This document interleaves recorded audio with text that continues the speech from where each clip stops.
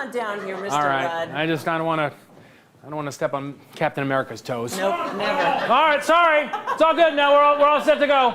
We're all right. The voice of Anthony Mackie will be followed by his body.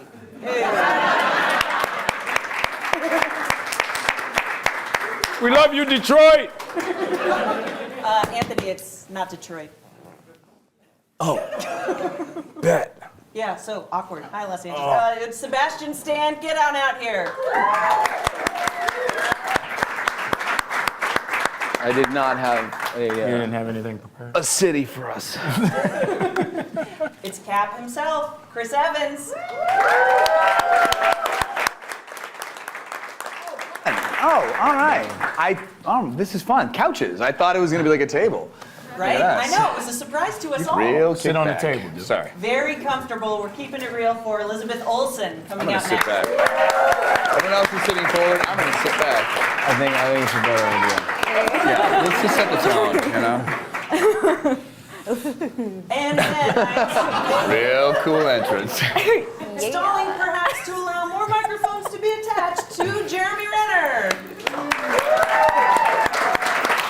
Yeah, we don't have to clap. We don't have to clap. No. We don't have to clap. Our director we have not yet heard from, Joe Russo. Indeed.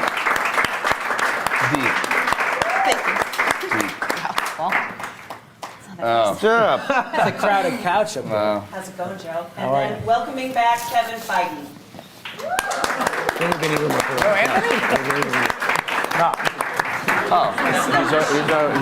He opted for that front seat. Anthony Russo's here also. Team Iron Man. He was on Team Iron Man. It's pretty awkward.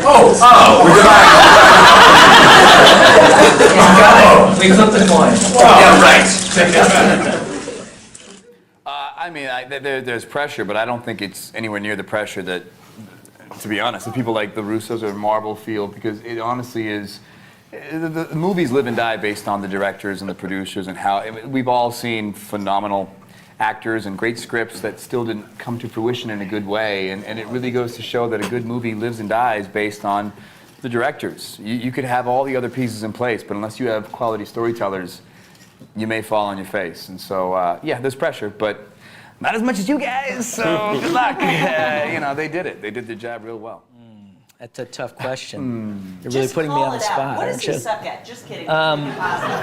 Let's make it No, we've been positive. doing this for a long time together. We grew up watching movies together. We have a very similar aesthetic, and we were working in TV for a long time together. I don't think that there is no true division of labor for us. It's just a pure collaboration, and really, we always say that the only thing that is tricky for us is who has enough energy to get out of the chair to go speak to the actors after the take. But other than that, everything is shared equally. With the person. Depends how complicated the note is. Yeah, that's fair.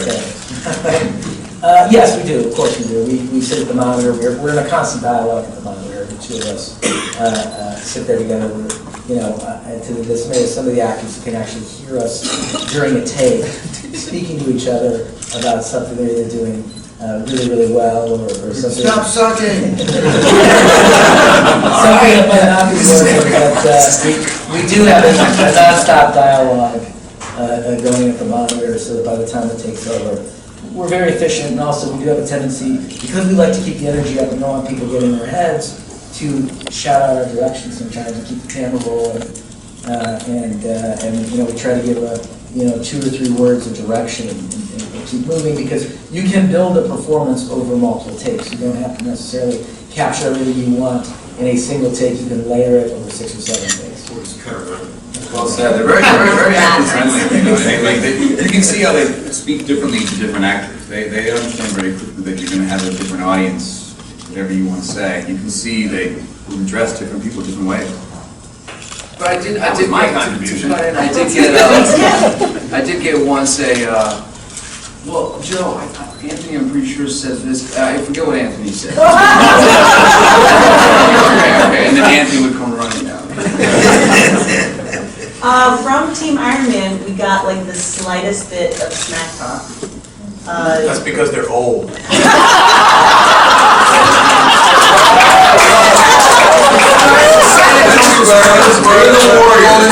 Yeah, you know, I mean, I feel like they were kind of alluding to the same thing, because they were like, oh, you mean Team Murphy? Like, that's what they called you guys, lovingly, Team Murphy. Why? Do we have indigestion collectively? They're team quinoa over there. They're team. Right. Baby oil, team baby oil over here. Their team, remember to take your ginkgo biloba so you remember.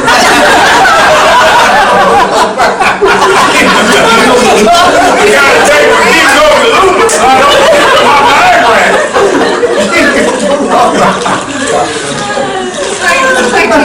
Everybody's out like on their phones. That's urban herbs. You know, I don't want to repeat what my brother said on the prior panel, but you know, action is very important to us. These movies are about action. The characters express themselves through action. Action has to have storytelling to it for us, or it's vacuous and superficial. And you know, you'll get tired of an action sequence if it's not either defining the character or moving the story forward in some way. It takes an incredible amount of effort, and thank God we have such an incredible team of collaborators, including Kevin and Marcus and McFeely and Nate Moore, who works at Marvel as well, who can work with us and keep us honest in terms of the storytelling, and this cast, who are also the caretakers of the characters in a way that we never could be. It's by far and away the hardest thing to do on a film. The easiest thing to do on a film is when you have a Soderbergh level of cast like this to put down the dramatic scenes on camera, especially with actors of this caliber who have been playing these parts for this long. Those are some of the easiest things we do. Some of the hardest things we do is executing the action. And I think the toughest sequence by far in this film, which we literally probably just finished a week or two ago, was the airport sequence. It's filled with a lot of moving parts, a lot of different characters. You want to move each character forward. You want to make sure that you're not leaving anybody behind. And you know, I think we went well into the post process, still reshaping and rethinking and reconfiguring that sequence to make sure that it had its maximum a storytelling thrust to it. Who would I fight in Team Iron Man? Who would I fight? Yep. Well, I'd probably want to aim low. You know, you don't want to fight Vision because he's gonna destroy you. I don't know. I think, you know, in order to survive, I'd probably take Black Widow just because at least she's human. You know, but from a character standpoint, probably Iron Man because our characters obviously have the most friction. Like, What funny other guys. kind of things? You want to play with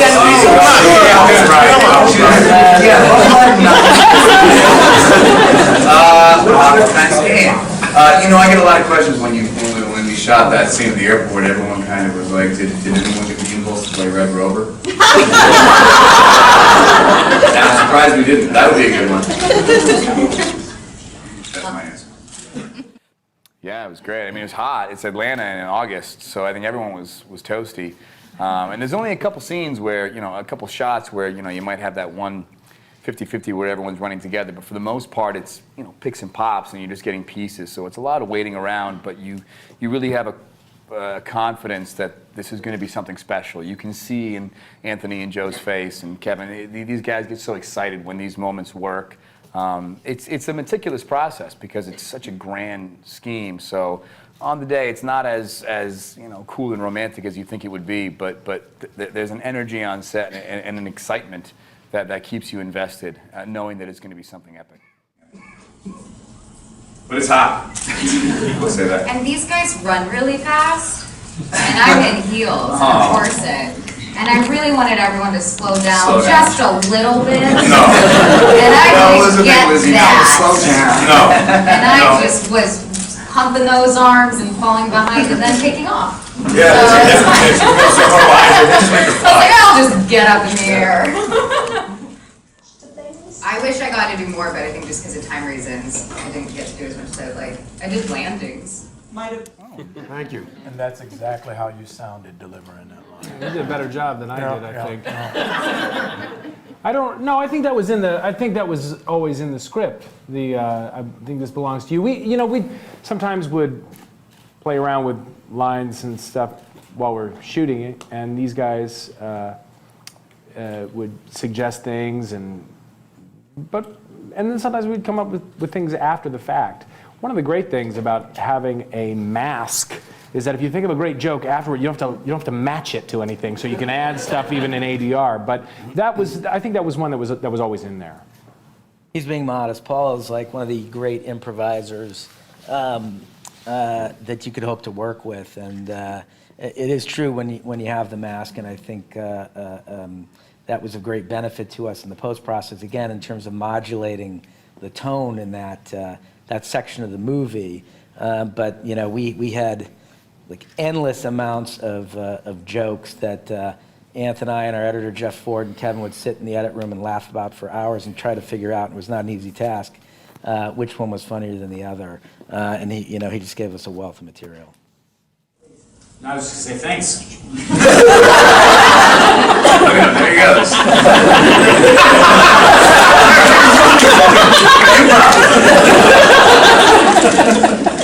There's an interesting pattern that I noticed when I was kind of thinking about all of the superheroes at once, that some of the superheroes that rely on mechanized support, like you guys and also Iron Man, also a little bit more smartassy. Is that?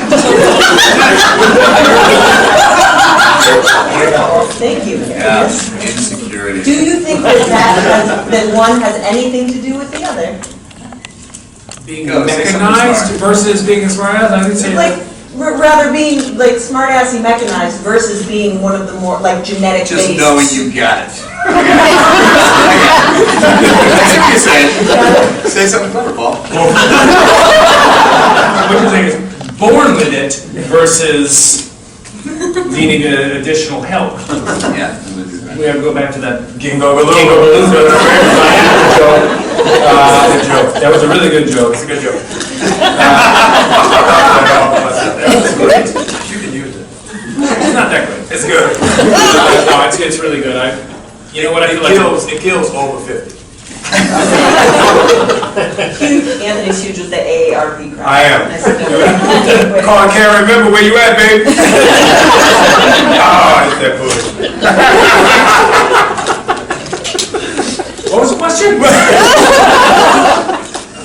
So you get a suit on your back, and you're a smartass. Should I move on? Let's see if there's anybody else in the audience.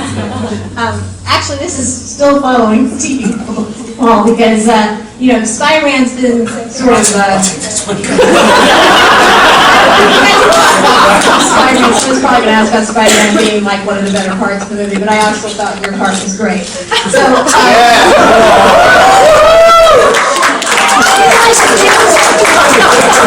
like the fanboy of the group, because you were really excited. I mean, how excited were you to be able to meet everybody? And giant versus small, which was better? Let's go right back to that joke.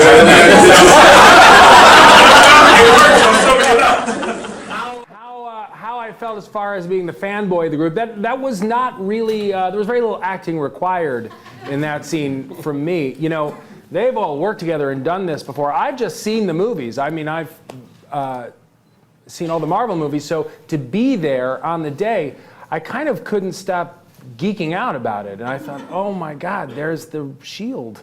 And I thought, there's that arm. You weren't looking.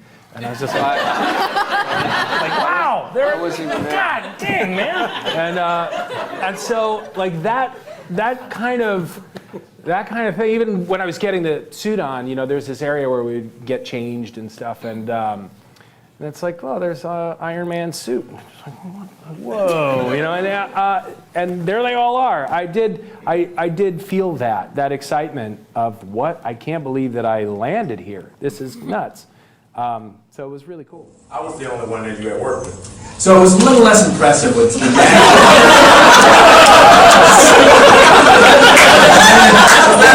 minus Falcon.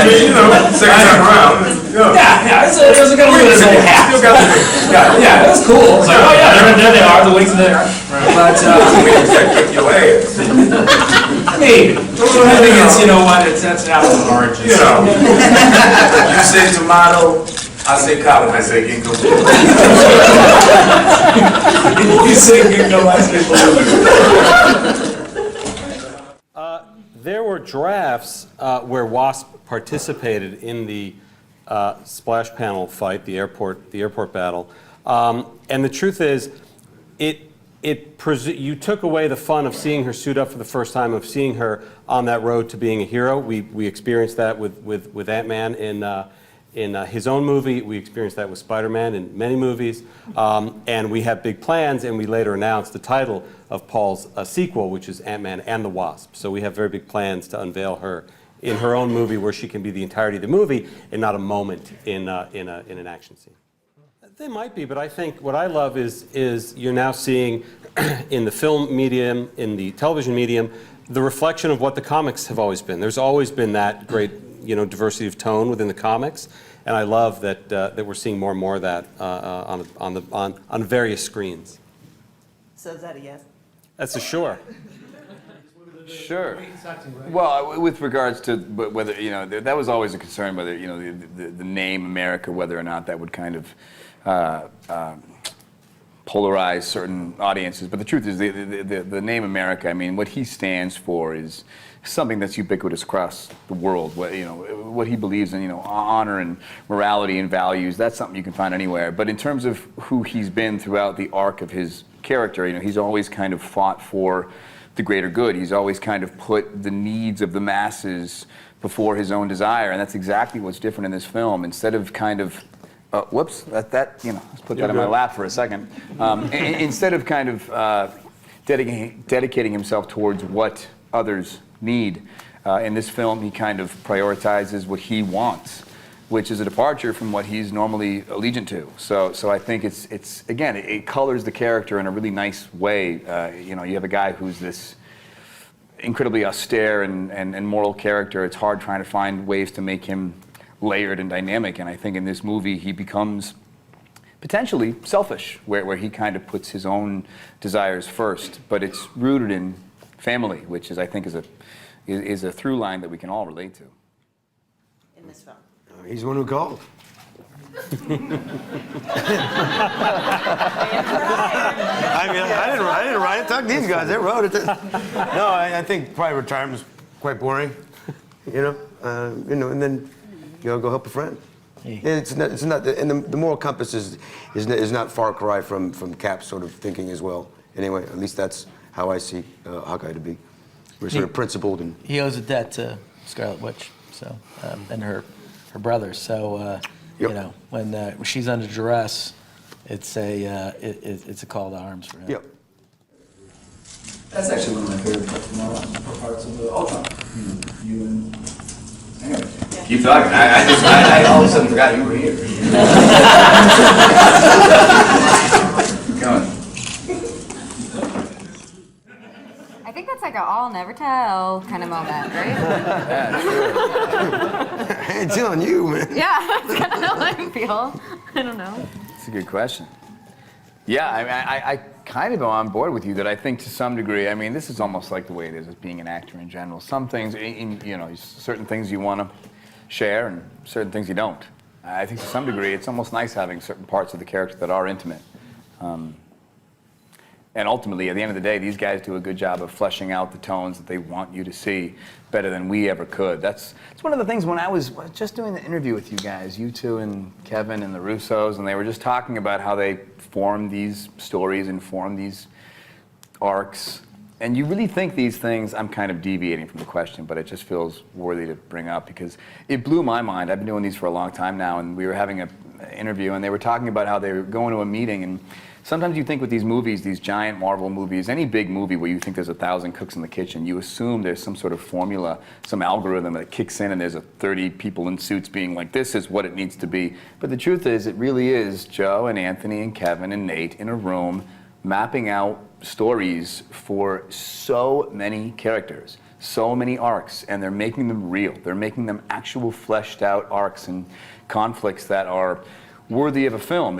All the explosions in the world aren't going to make you care, and it's nuts to think that it really comes from a few people's brains. And again, this is not exactly the answer to the question, but I think it was worth bringing up because it blew my mind, because I've been doing this for a while, and it was nuts to kind of realize it really does start from just a few people. A few people.